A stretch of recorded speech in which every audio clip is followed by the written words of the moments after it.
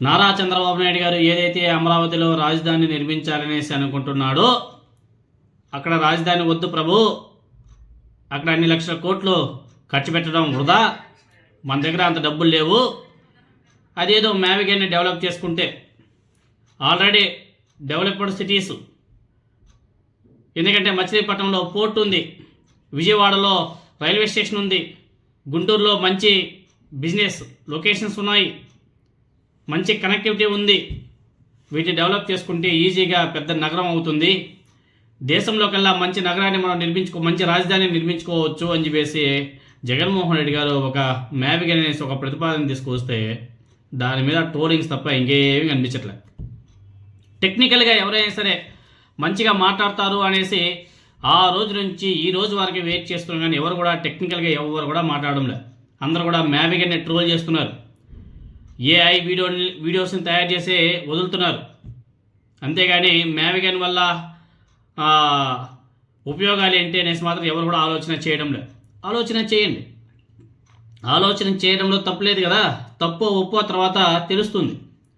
Amaravati versus మ్యావిగన్ ఒకసారి ఆలోచన చేయండి, తప్పుల్ని మీరు ఒకసారి మీకు మీరే ఆలోచన చేస్తే తెలుస్తాయి ఏది మంచిది ఏది గొప్పది అనేసి. అమరావతిలో ఏవైతే కట్టడాలు కట్టాలనేసి నిర్మాణాలు చేయాలని చెప్పేసి నారా చంద్రబాబు నాయుడు గారు అనుకుంటున్నాడు. ఆయన ఒక ఎకరాకి 2 లక్షల కోట్లు ఖర్చు అవుతుందని చెప్పేసి ఆయన లెక్క కట్టాడు. మరి ఆ డబ్బులంతా ఎక్కడి నుంచి వస్తున్నాయి అంటే వరల్డ్ బ్యాంక్ నుంచి వివిధ సంస్థల నుంచి అప్పు రూపంలో తీసుకొస్తున్నారు. అప్పు అప్పు అప్పు అంటే కొంతమంది తెలుగుదేశం పార్టీ నాయకులు అది అప్పు కాదు, గ్రాంటు అని చెప్పేసి మాట్లాడు. అది గ్రాంట్ కాదు మహాప్రభు, అవన్నీ కూడా అప్పులే. అప్పులు తీసుకొచ్చి నారా చంద్రబాబు నాయుడు గారు అమరావతిలో ఇన్ఫ్రాస్ట్రక్చర్ని డెవలప్ చేయాలని చెప్పేసి ప్రయత్నాలు చేస్తున్నాడు. ఆ డబ్బులు ఏదో మ్యావిగన్లో ఖర్చు పెడితే తక్కువ డబ్బులతోనే పెద్ద నగరాన్ని మనం అద్భుతంగా నిర్మించుకోవచ్చు కదా, పెద్ద నగరాన్ని డెవలప్ చేసుకోవచ్చు కదా అని చెప్పేసి జగన్మోహన్ రెడ్డి గారి యొక్క ప్లాన్ బి ప్రతిపాదన. ఇప్పుడు మనం చెప్పింది అప్పు అని చెప్పాం కదా, తెలుగుదేశం పార్టీ వాళ్ళేమో గ్రాంటు అని చెప్పేసి చెప్తున్నారు కదా. ఇదిగో ఈనాడు వాళ్ళు రాశారు ఏమంటే ఆ బ్యాంక్ నుంచి ఈ బ్యాంక్ నుంచి తీసుకొచ్చేదంతా కూడా అప్పే, గ్రాంట్ కాదు అని చెప్పేసి ఈనాడు వాళ్ళు రాశారు. అయ్యా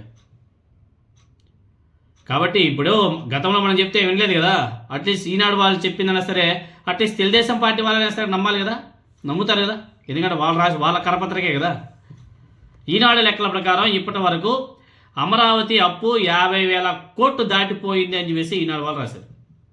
50,000 కోట్లు దాటిపోయింది.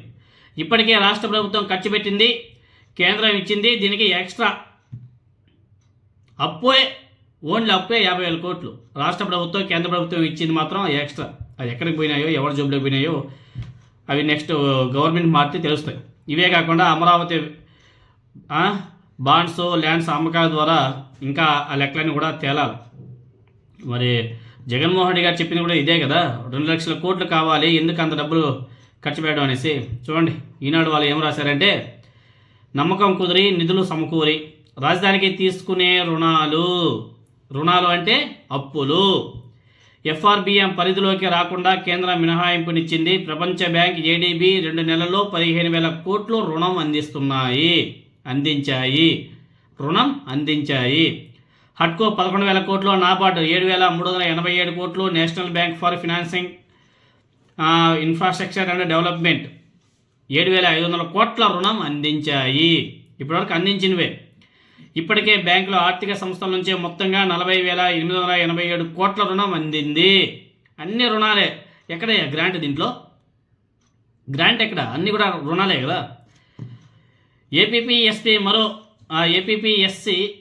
1,500 కోట్లు, ప్రపంచ బ్యాంక్ ఏడీబీ బ్యాంకు నుంచి మరో 14,000 కోట్ల రుణానికి ప్రతిపాదనలు ప్రాసెస్లో ఉన్నాయి. ప్రాసెస్లో ఉండేవి కూడా అప్పులే, గ్రాంట్ కాదు.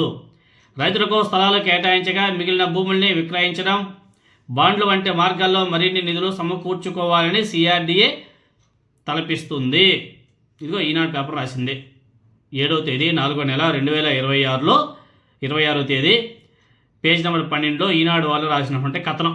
ఎక్కడా కానీ గ్రాంటు అనే పదం ఎక్కడా కానీ కనిపించలే. మొత్తం రుణం అప్పు. ఇప్పటికైనా సరే ప్రజలందరూ కూడా కళ్ళు తెరవాలా. ఇప్పటికే 50,000 కోట్లు చంద్రబాబు నాయుడు గారు ఇతర బ్యాంకుల నుంచి అప్పు తీసుకువచ్చి ఏం చేశాడో తెలియదు కానీ ఏదో చేశాడు. ఇప్పటికే 12 సంవత్సరాల్లోనే ఇలా చేస్తే ఇంకా మిగతా ఇన్ఫ్రాస్ట్రక్చర్ని డెవలప్ చేయాలంటే ఎన్ని లక్షల కోట్లు కావాలి, అది ఎప్పటికవుతుంది, అసలు రాజధాని అనేది మనం చూడవచ్చా, చూడగలమా, నిర్మితం అవుతుందా, ఒకసారి ఆలోచన చేయండి.